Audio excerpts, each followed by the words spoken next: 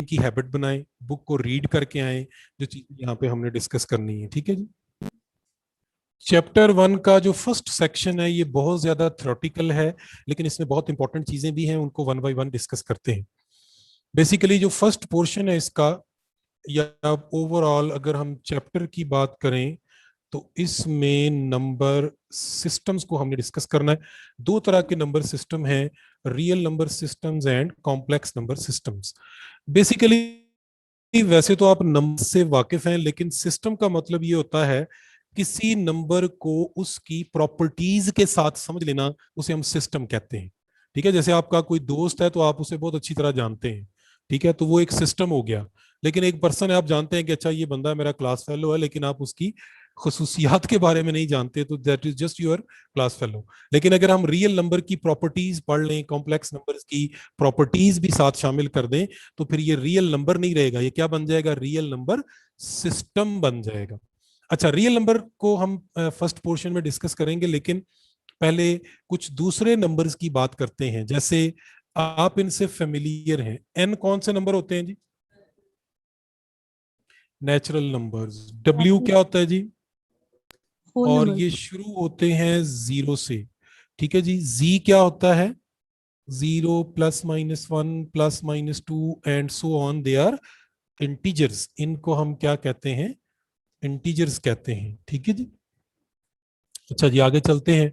इसके बाद जी प्लस, इन्हें क्या कहेंगे जी, पॉजिटिव इंटीजर्स। जी नेगेटिव, ये कौन से नंबर होंगे जी, minus one minus two minus three and so on, ये नेगेटिव इंटीजर हो गया।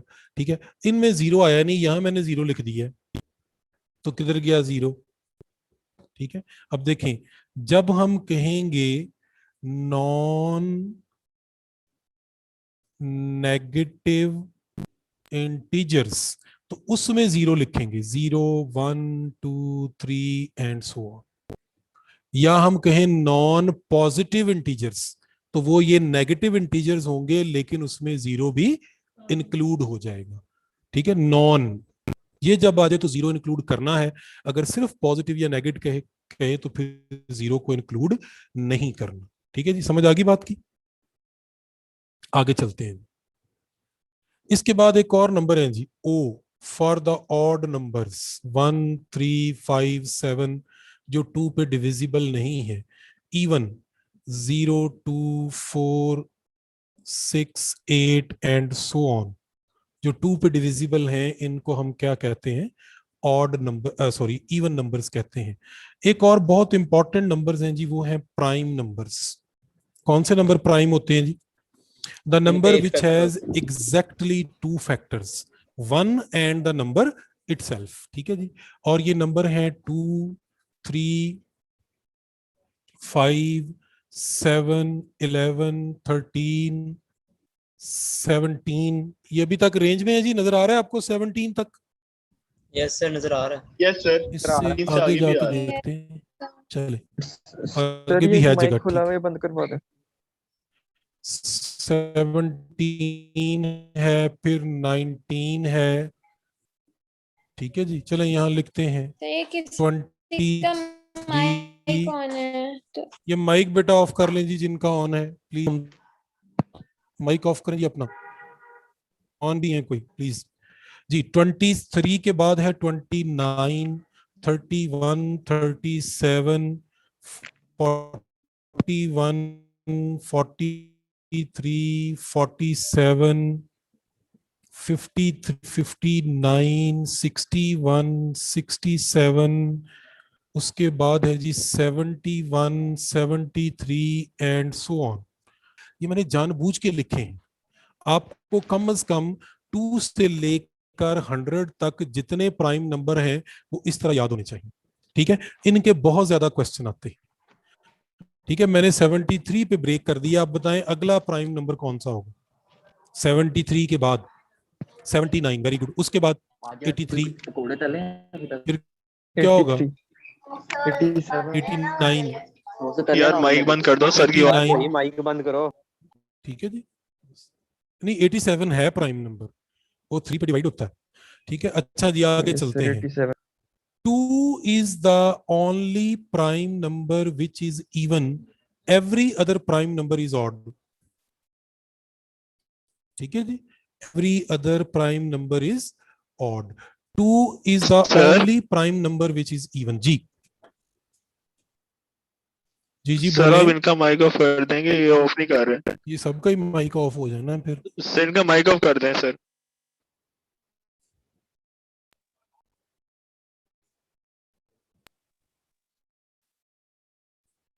हमजा है लड़का।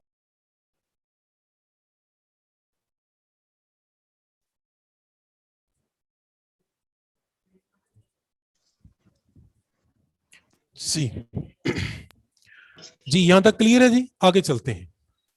हमारे पास एक और नंबर है, दे आर रैशनल नंबर्स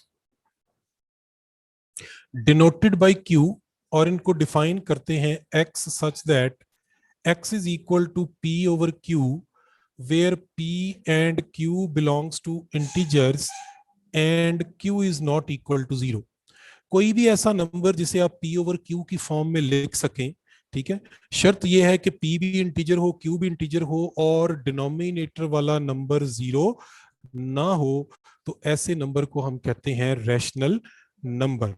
ठीक है जी, देखें इधर सारे के सारे natural, whole, integer, prime, even, odd, ये सब के सब रैशनल भी होते हैं, ये सारे रैशनल हैं। ठीक है, अच्छा उसके अलावा देखें हर तरह की फ्रैक्शन 5/7, 9/13, 11/15 एटसेट्रा, ये सारे के सारे रैशनल नंबर होते हैं।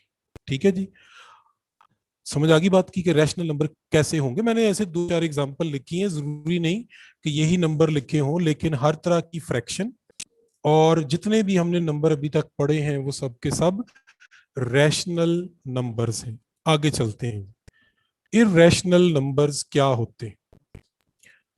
ठीक है जी, irrational numbers represented by q prime and the numbers which cannot be written in the form of p over q, where p and q belongs to integers and q is not equal to 0।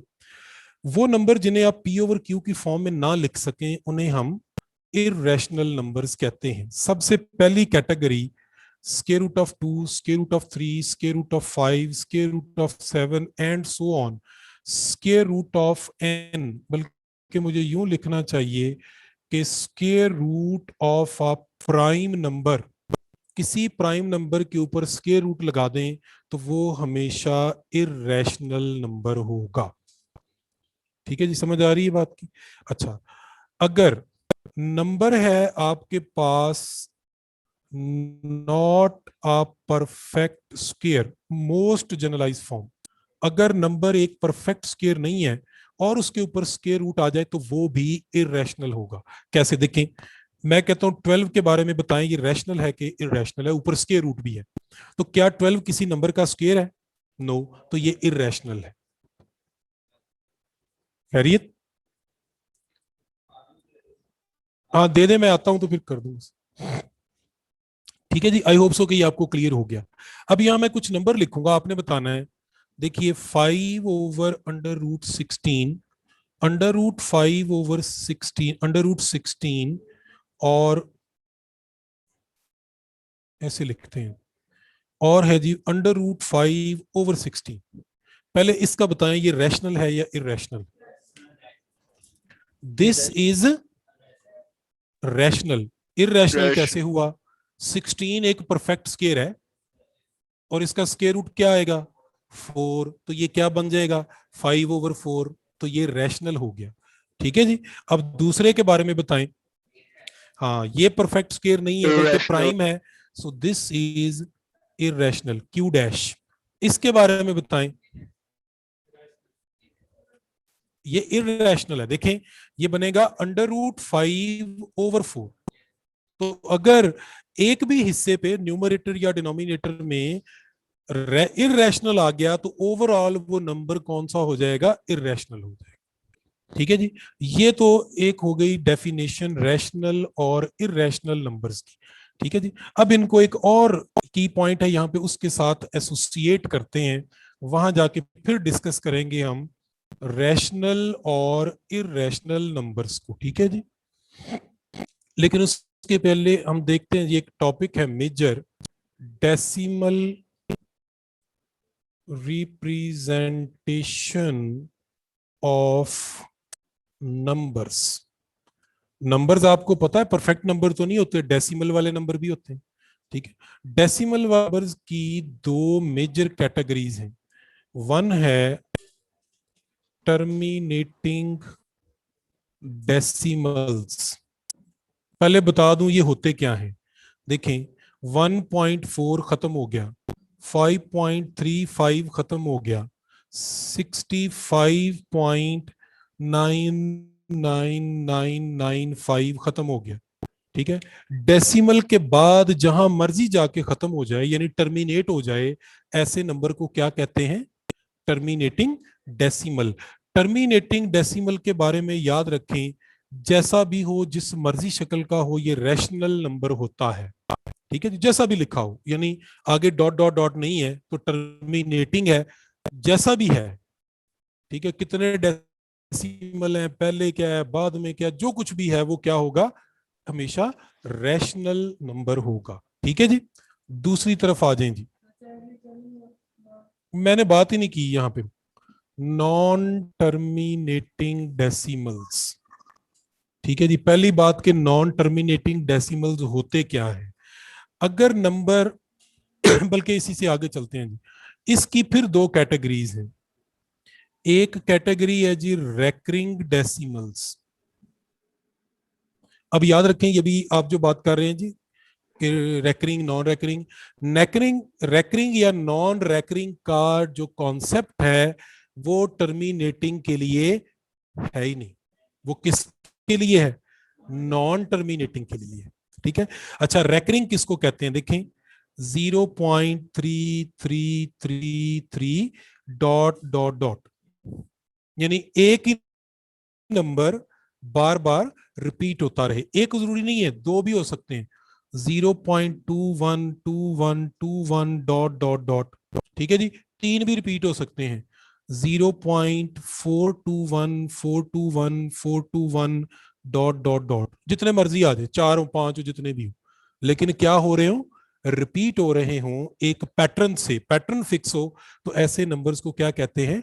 Recurring decimals. अच्छा, recurring decimals को यूं भी लिखा जाता है कि जो decimal repeat हो रहा है उसके ऊपर बार लगा दी जाती है। ठीक है। अच्छा, इसको यूं भी लिखा जाता है कि जो नंबर रिपीट हो रहे हैं, जो डिजिट रिपीट हो रहे हैं, इनके ऊपर छोटे छोटे डॉट लगा दिए जाते हैं। एक ही बात है, 2 1 बार लिख दें या 2 और 1 दोनों पे डॉट लगा दें, इसका मतलब है वो डिजिट रिपीट होते जाएंगे मैनी टाइम्स। ठीक है जी। अब आ जाएं जी इनकी कैटेगरी। रेकरिंग डेसिमल्स भी रैशनल होते हैं। रेकरिंग डेसिमल चाहे जैसा भी हो हमेशा रैशनल होगा। है तो ये बेसिकली नॉन टर्मिनेटिंग, लेकिन ये क्या होता है? ये रैशनल नंबर्स होते हैं। ठीक है जी। आवाज आ रही है आपको मेरी? यस जी सर। जी सर, आ रही है। आगे चलते हैं जी। अब आते हैं जी नॉन रेकरिंग। ठीक है जी। नॉन रेकरिंग डेसिमल्स वो होते हैं जो कि, पहली बात तो यह कि नॉन टर्मिनेटिंग होंगे। ठीक है। दूसरी बात कि वो रेकरिंग नहीं होंगे, मतलब कि जो नंबर आ रहे हैं उनके अंदर कोई सीक्वेंस नहीं होगी। ठीक है। जैसे देखिए 3.1415768 डॉट डॉट डॉट। ठीक है जी। हो सकता है इसमें एक दो डिजिट गलत हो एंड पे जाके, लेकिन आपको पता है कि ये किस चीज की वैल्यू है? पाई की अप्रोक्सीमेट वैल्यू है। अब आप गैस कर सकते हैं 8 के बाद क्या आएगा? नहीं पता, क्योंकि इसमें कोई सीक्वेंस ही नहीं है। यहां गैस कर सकते हैं ये आखिरी 1 के बाद क्या आएगा? 4 आएगा, यस सर। क्योंकि सीक्वेंस से चल रहे हैं। ठीक है। तो ये फर्क होता है रेकरिंग में और नॉन रेकरिंग में। ठीक है जी। आई होप सो कि आपको नॉन रेकरिंग समझ आ गया। ठीक है, बहुत डिटेल में नहीं जाते। अब याद रखिए, अगर नंबर नॉन रेकरिंग हो तो वो इरेशनल होता है। अगर नंबर नॉन रेकरिंग हो, अच्छा नॉन रेकरिंग को समटाइम वो मिला के लिखता है कि non terminating and non recurring, लेकिन अगर हम कह दें ना कि ये नॉन रेकरिंग है तो अंडरस्टूड है कि ये नॉन टर्मिनेटिंग है, ठीक है। फिर टर्मिनेटिंग नॉन टर्मिनेटिंग कहना जरूरी नहीं है, लेकिन कह दे तो ठीक है, ना कहे तो फिर भी अंडरस्टूड है, ठीक है। जैसे कोई खतून कहे जी कि मैंने लेडी डॉक्टर के पास जाना है, तो अंडरस्टूड है कि वो डॉक्टर है तो है या नहीं है, लेकिन लेडी जरूर है, ठीक है। जी सर ऐसे ही है। तो अगर डॉक्टर कहे, अगर डॉक्टर कहे तो फिर बताना पड़ेगा, ठीक है, लेकिन अगर लेडी डॉक्टर कहे तो अंडरस्टूड है, ठीक है। एनी हाउ, लेडी के बाद जाना ठीक है बेटा जी, जरा इस तरह की बातें मैं इसलिए एग्जांपल नहीं दे रहा कि जरा ध्यान से इस तरह की बातें करें, ठीक है, आपको अलाउ नहीं है सर जी। पाई रैशनल नंबर है कि बेटा पाई इरेशनल हो गया ना, पाई इज इरेशनल, ठीक और है। 22/7 अभी वो बात कर लेते हैं जी। 22/7 आप बताएंगे which of the following is not rational?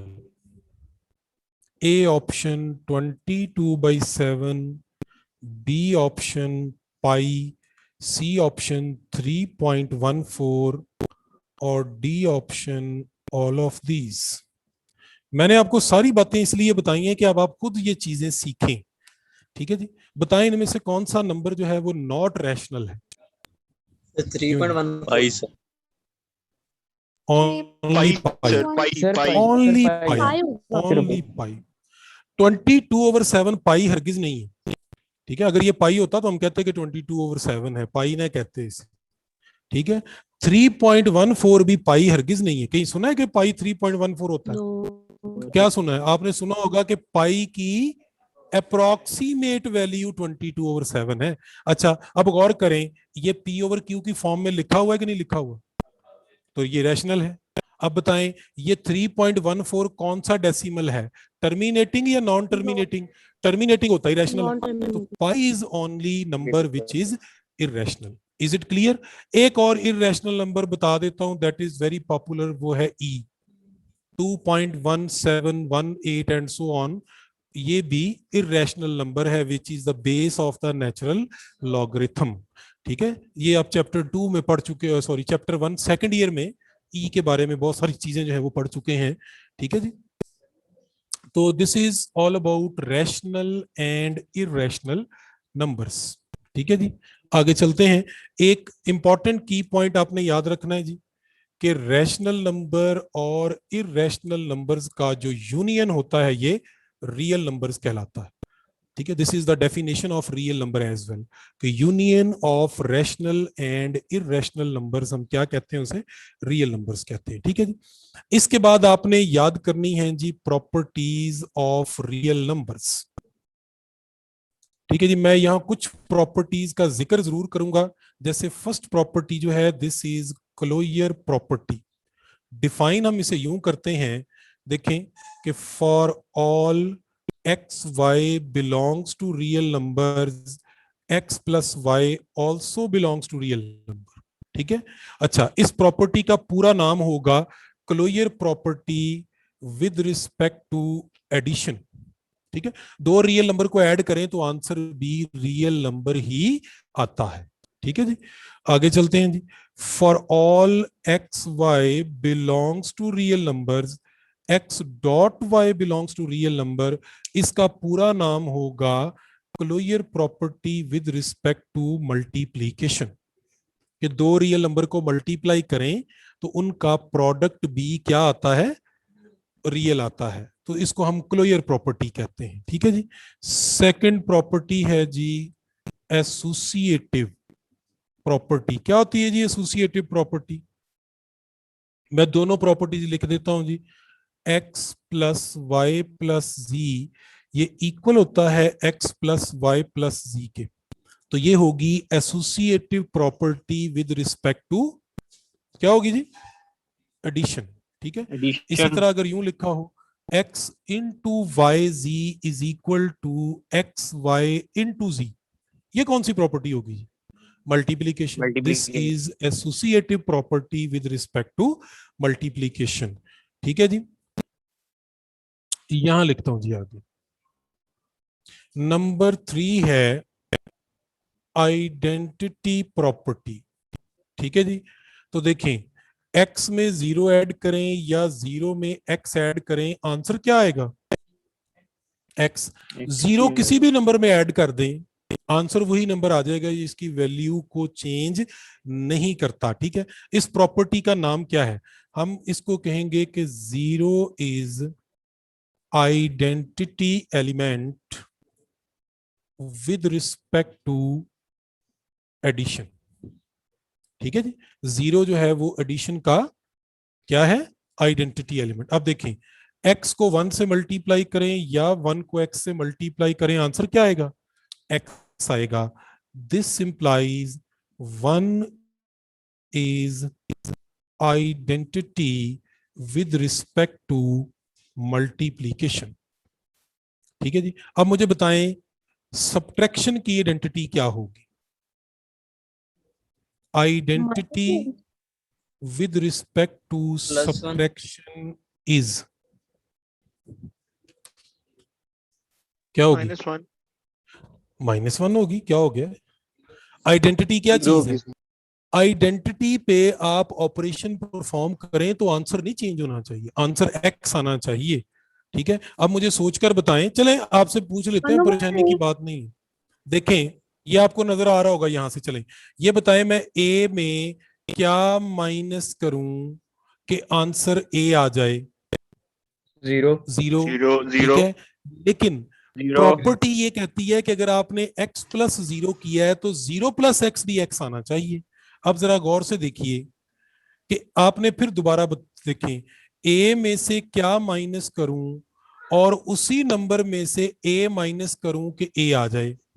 1/, -1 नहीं +1 सॉरी चले आप कहते हैं 0 तो a माइनस 0 तो a होगा, लेकिन 0 माइनस a क्या होगा?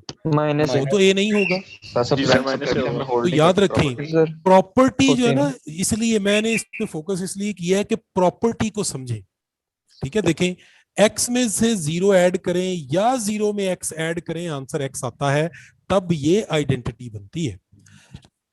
x को 1 से मल्टीप्लाई करें या 1 को x से मल्टीप्लाई करें तो x आता है, तब ये आइडेंटिटी बनती है। Identity with respect to subtraction कोई नंबर नहीं, आप कोई नंबर यहां नहीं लिख सकते कि जो आंसर इसका है। सिमिलरली डिवीजन की भी कोई आइडेंटिटी नहीं, ना सब्ट्रैक्शन का कोई आइडेंटिटी एलिमेंट है, ना ही डिवीजन का कोई आइडेंटिटी एलिमेंट। याद रहेगी ये बात? ठीक है, बहुत केयरफुल। क्यों नहीं है? देखें x ओवर 1 क्या होता है? x डिवाइडेड बाई 1 x, लेकिन 1 डिवाइडेड बाई x वो तो x नहीं होगा, जबकि प्रॉपर्टी ये कहती है कि दोनों तरफ से वो वर्क करनी चाहिए। अच्छा, यहां पे अब आपको एक इंपॉर्टेंट चीज बताऊं कि मैंने शुरू में भी प्रॉपर्टी एडिशन और मल्टीप्लिकेशन की लिखी, एसोसिएटिव भी लिखी, आइडेंटिटी भी लिखी। आगे भी हम जितनी प्रॉपर्टीज लिखेंगे वो सिर्फ किसकी लिखेंगे? एडिशन की और मल्टीप्लिकेशन की। उसकी वजह क्या है कि इन में से बहुत सारी प्रॉपर्टीज हैं जो डिवीजन और सब्ट्रैक्शन होल्ड नहीं करती। ठीक है जी, तो वो आप खुद सोचिएगा, जैसे एक मैंने बता दिया आपको। ठीक है, आगे चलते हैं जी। नंबर 4 है इनवर्स प्रॉपर्टी। अब देखें आप प्रॉपर्टी पे गौर करेंगे, x में अगर मैं नेगेटिव x ऐड करूं या नेगेटिव x में x ऐड करूं तो आंसर क्या आएगा? 0। ठीक है जी, तो x और माइनस x दोनों एक दूसरे के एडिटिव इनवर्स होते हैं। जैसे वैसे ही जनरल बात, 7 का एडिटिव इनवर्स क्या होता है जी? -7। ठीक है, -10 का एडिटिव इनवर्स क्या होता है? +10।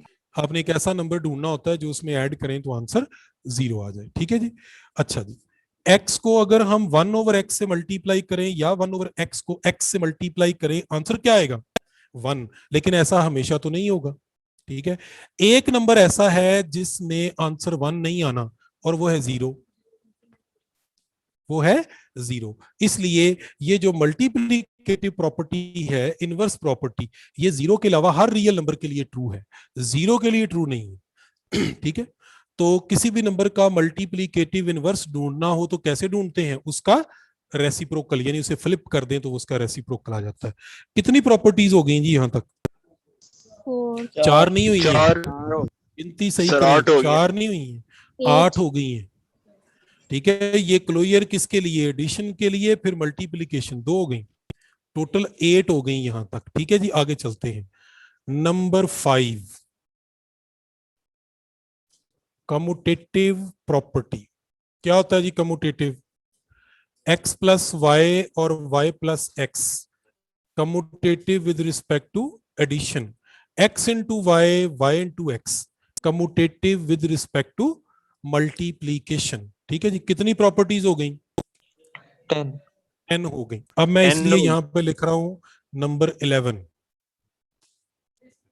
ठीक है, डिस्ट्रीब्यूटिव, वेरी गुड।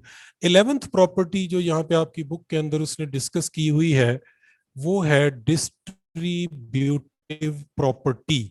मैं यहाँ पे नीचे लिखता हूं, ये है जी x into Y plus Z, ये इक्वल होता है X Y plus X Z. ठीक है जी। अच्छा बताएं, इसमें पहले कौन सा ऑपरेशन आएगा? मल्टीप्लीकेशन है ना जिसको ओपन किया है, फिर है एडिशन। इसको पढ़ते किस तरह है? Multiplication is distributive over addition.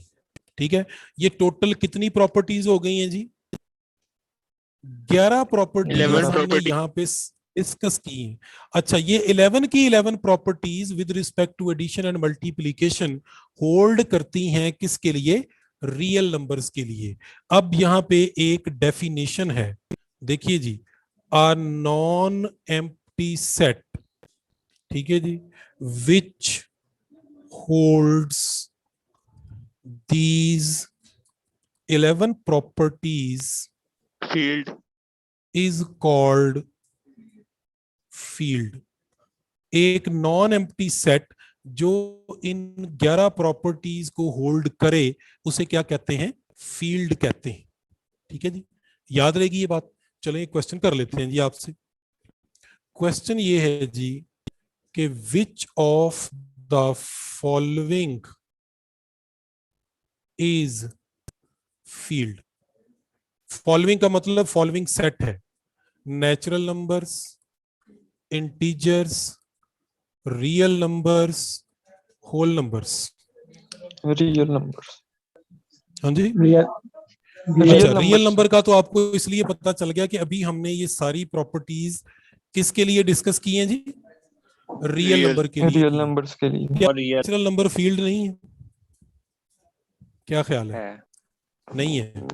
नहीं है सर, नहीं। नेचुरल नंबर में नेचुरल एडिशन नंबर में का आइडेंटिटी एलिमेंट ही नहीं होता, जीरो Yes, नेचुरल नंबर में आता है। ठीक है, अच्छा बताएं, होल नंबर है कि नहीं है फील्ड? No sir. नहीं है। 2 का मल्टीप्लिकेटिव इनवर्स क्या होता है? 1 1 ओवर बेटा 2। सर, तो क्या वो होल नंबर में आता है? नहीं आता। नहीं प्रॉपर्टीज आता। फेल हो रही है ना। आप कितनी की Yes प्रॉपर्टीज सर, और हो रहे कितने हैं। के सेट याद करेंगे? ठीक है, वो यहाँ जी। पे चेंज करके भी दे सकता है ना। अच्छा, वो कह दिया which of the following is field, अगर वो कह दे which of the following is not field, कैसे चेक करेंगे? चेक करने का तरीका बताता हूँ आपको, बड़ा सादा तरीका है। एबीसी आती है सबको? आती है ना, क्यू आर सी। सी, ये 3 लेटर याद रखने हैं आपने। Q for rational numbers, R for real numbers, C for complex number. इन तीनों के अलावा कोई सेट फील्ड नहीं है। कहानी खत्म कर दी। सिर्फ 3 सेट हैं जो फील्ड हैं। कौन कौन से? R C Q, Q R C, C R Q. तरतीब मैटर नहीं करती, 3 लेटर याद करने, real, rational, complex. Is it clear जी? याद रहेगी ये बात। अच्छा, इसके अलावा बहुत सारी प्रॉपर्टीज और भी हैं, उनमें से मैं कुछ प्रॉपर्टीज का यहाँ पे जिक्र करूंगा और आपसे पूछूंगा भी। जैसे ये देखिए, मेरे पास एक प्रॉपर्टी है कि a over b is equal to K A over K B provided that k is not equal to 0। Golden rule of fractions. ठीक है जी। अच्छा, एक और प्रॉपर्टी है कि अगर आपने a ओवर b को c ओवर d से डिवाइड करना हो तो इसका आंसर क्या आता है? देखिएगा गौर से, सबसे नीचे वाले नंबर को सबसे ऊपर वाले नंबर से मल्टीप्लाई कर दें, दरमियान वाले दोनों नंबर्स को आपस में मल्टीप्लाई कर दें, तो ये आंसर आएगा AD ओवर BC। क्या कहते हैं जिसे? Rule for the quotient of fractions. मेरी बात समझनी है आपने कि असल में मैं आपको समझाना क्या चाह रहा हूं। समझाना ये चाह रहा हूं कि पेपर में क्वेश्चन आता है कि what is the name of this property, आपको पता होना चाहिए, ठीक है। या वो पूछे विच of the following is the rule for quotient of fractions, आप बताएंगे जी अच्छा ये ABCD जहां पे ये लिखा हुआ है this is the rule for quotient of fractions. हाँ, इन प्रॉपर्टीज को यूज भी करना सीखें, इन प्रॉपर्टीज को यूज करना सीखें कि ये प्रॉपर्टीज यूज कैसे होती हैं।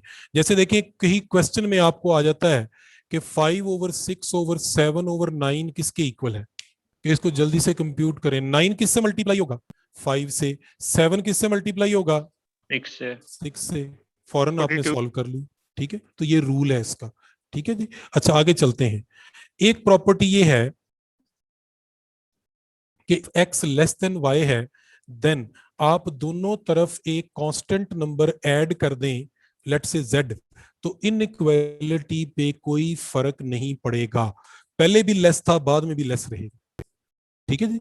और अगर ग्रेटर है, x ग्रेटर देन y है, दोनों तरफ मैं फॉर एग्जांपल 5 ऐड कर दूं तो अब x + 5 y + 5 से ग्रेटर हो जाएगा। यानी कांस्टेंट नंबर ऐड कर दें दोनों तरफ तो इनइक्वालिटी पे कोई फर्क नहीं पड़ता, ठीक है। फर्क कब पड़ता है ये देखते हैं। इफ x जो है वो y से लेस है, देन x को आपने z से मल्टीप्लाई किया, y को भी z से मल्टीप्लाई किया।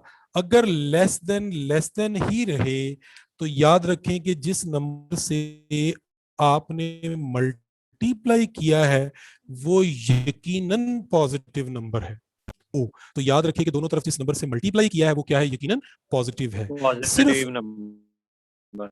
हाँ जी, अगर x लेस देन y है और वो आपसे कहता है कि xz जो है वो yz से ग्रेटर हो गया है, यानी लेस का साइन ग्रेटर में चेंज हो जाए या ग्रेटर का साइन लेस में चेंज हो जाए, तो इसका मतलब है कि आप जिस नंबर से मल्टीप्लाई कर रहे हैं वो नेगेटिव नंबर है, ठीक है जी। नेगेटिव। ये दोनों प्रॉपर्टीज डिवीजन के लिए भी होल्ड करती हैं। पॉजिटिव नंबर से डिवाइड करें इनइक्वालिटी पे कोई फर्क नहीं पड़ेगा, नेगेटिव नंबर से डिवाइड करेंगे इनइक्वालिटी रिवर्स हो जाएगी। इज इट क्लियर जी? चलें जी, ये फ्रैक्शंस के ऊपर पूरा एक टॉपिक है, लेकिन आपके सिलेबस में चूंकि इतनी ही बातें लिखी हैं हम बहुत ज्यादा डेप्थ में नहीं जा रहे। एक प्रॉपर्टी एनी हाउ आपको और बता देता हूं। लेट्स से x भी पॉजिटिव है, y भी पॉजिटिव है। x अगर y से बड़ा है देन इनके रेसिप्रोकल ले लें तो जो नंबर बड़ा है वो छोटा हो जाएगा, जो छोटा है वो बड़ा हो जाएगा, लेकिन होने दोनों क्या चाहिए, पॉजिटिव। जैसे देखिए मैं कहता हूं 5 ग्रेटर देन 3 है, तो 1/5 आप देखें 1/3 से हो जाएगा छोटा कि नहीं?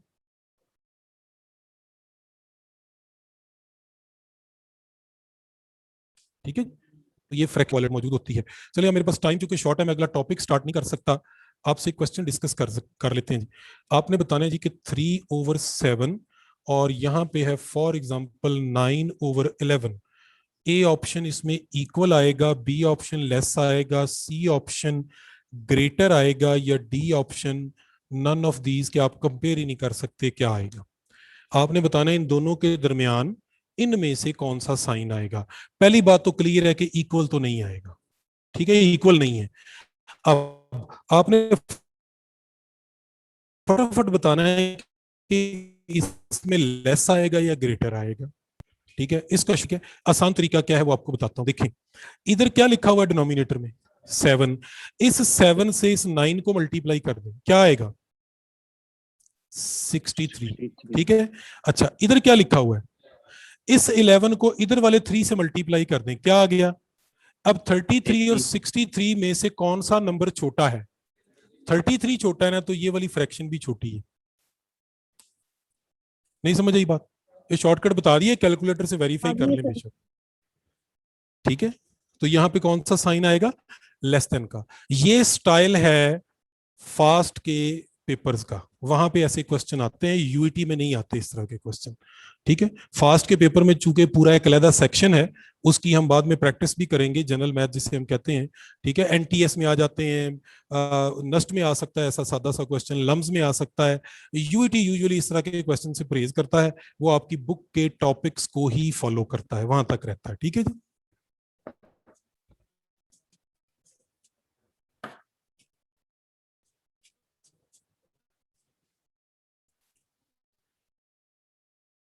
सर 5 मिनट रह गए। हाँ जी, 5 मिनट रह गए हैं। मैंने वैसे यहाँ पे कॉम्प्लेक्स नंबर सिस्टम स्टार्ट करना था, तो 5 नंबर में मैं कम से कम आपको अयोटा तो पढ़ा ही सकता हूँ। ठीक है, ये प्रॉपर्टीज आप इसको एक्सप्लोर कर लीजिएगा। अगला हमारा टॉपिक जो है वो कॉम्प्लेक्स नंबर्स या कॉम्प्लेक्स नंबर सिस्टम है। इसमें सबसे इंपॉर्टेंट जो नंबर है वो अयोटा है। बाकी हम कॉम्प्लेक्स नंबर के बारे में कल बात करेंगे। So what is iota? ठीक है जी, iota basically square root of -1 की वैल्यू को कहते हैं। ठीक है जी, दिस इज अयोटा। अब देखते जाइए, अगर इसका स्क्वायर ले लें तो -1, अयोटा का क्यूब ले लें तो माइनस अयोटा, अयोटा की पावर 4 ले लें तो 1 आता है। ठीक है जी, अगर 1 ओवर अयोटा करें तो ये माइनस अयोटा हो जाता है, 1 ओवर माइनस अयोटा करें तो ये प्लस अयोटा हो जाता है। ठीक है जी, ये है अयोटा की बेसिक प्रॉपर्टीज। और इन सब में से ये सबसे इंपॉर्टेंट प्रॉपर्टी है कि अयोटा की पावर अगर 4 हो या 4 का कोई भी मल्टीपल हो तो इसका आंसर हमेशा 1 आएगा। ठीक है जी, देखें, अयोटा की पावर अगर 4 आ जाए, 8 आ जाए, 20 आ जाए, 400 आ जाए, इवन 4000 भी आ जाए तो आंसर 1 आएगा। 4 का मल्टीपल होना चाहिए। ठीक है, अच्छा, अगर -4 आ जाए, -16 आ जाए, -24 आ जाए, अयोटा पावर -100 आ जाए, तब भी आंसर 1 आएगा। ठीक है, सिंपल रूल है। अयोटा की पावर अगर 4 का मल्टीपल हो, चाहे पॉजिटिव हो चाहे नेगेटिव हो, आंसर 1 आएगा। ठीक है जी। अच्छा, अब अगर 4 का मल्टीपल ना हो तो क्या करना? जैसे वो आपसे कहता है जी कि आयोटा 45 बताएं क्या है। ठीक है, या वो आपसे क्या देता है, आयोटा पावर -19 बताएं क्या है। चलें एक दो और लिख लेते हैं, हमें क्या, हमने सॉल्व ही करना है। आयोटा पावर 403 क्या है, कुछ भी पूछ सकता है। करना क्या है आपने, बड़ा सिंपल तरीका है। ये जो भी पावर लिखी है इसे 4 से डिवाइड कर लें, जो भी पावर लिखी है। देखिए मैं डिवाइड कर रहा हूं, 45 को 4 से डिवाइड करें, 4 11 आर 44, जो बाकी बच जाए, जो रिमाइंडर आ जाए पावर में, वो लिख लें, वो आंसर होगा। यानी अयोटा पावर 45 किसके इक्वल होगा? अयोटा की। सिंपल। किससे, लेकिन डिवाइड किससे करना है? 4 से हमेशा। ठीक है, अब आप ये बताएं अयोटा -19 किसके इक्वल होगा? देखें इधर, -19 को 4 पे डिवाइड करें। अब मेरी बात गौर से सुनिएगा, आप सिर्फ ऑर्डिनरी या वो जो बेसिक डिवीजन वगैरह उसको जानते हैं। अगर नेगेटिव नंबर को डिवाइड करना हो ना, तो 4 को ऐसा प्रोडक्ट लें जो इस -19 से न्यूमेरिकली बड़ा हो। ठीक है, हाँ जी, वेरी गुड। 4 5 आर 20। अब माइनस नहीं करना, इनको ऐड करना है, तो रिमाइंडर आ गया 1, तो इसका आंसर आएगा अयोटा। ठीक है जी, ये हमेशा नेगेटिव के लिए ऐसा करना है, पॉजिटिव के लिए नहीं। अब आप 403 का आंसर बता सकते हैं जी, क्या होगा? सीधा सीधा है, 400 डिवाइड हो जाएगा, बाकी आ गया आपका अयोटा क्यूब क्या होता है, -। ठीक है जी, याद रहेंगी ये बातें। चलें जी, अगला भी ट्रिक सुन लें। आपसे क्वेश्चन आ सकता है, iota 45 plus iota 46 plus iota 47 iota 48 answer 0। अगर 4 कंसेक्टिव पावर्स हैं और वो ऐड हो रही हैं, आंसर हमेशा 0 होगा। अयोटा की 4 पावर्स हों, कंसेक्टिव नंबर हो पावर में, उनका सम हमेशा 0 होगा। अब आप मुझे बताएंगे अगले क्वेश्चन का answer. Iota 1, iota 2, iota 3 up to iota 50।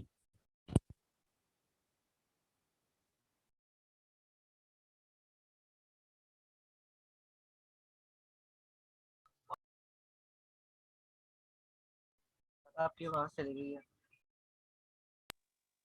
Sir आवाज नहीं आ रही। सर आवाज नहीं आ रही यार, ये जी आवाज स्क्रीन देखें। बंद हो गई ना। आवाज आ रही है जी? जी सर अब आ रही ठीक है है सर अब आ रही है। तो देखें, अब ये आयोटा की कितनी पावर्स हैं? 50। इनके चार चार के क्या कर लें? पेयर बना लें। पहले चार का सम, अगले चार का, अगले चार का, कहां तक 0 हो जाएगा? आयोटा पावर 48 तक। अल्लाह आपका भला करे, वेरी गुड। 2 पावर्स बच गई, कौन सी?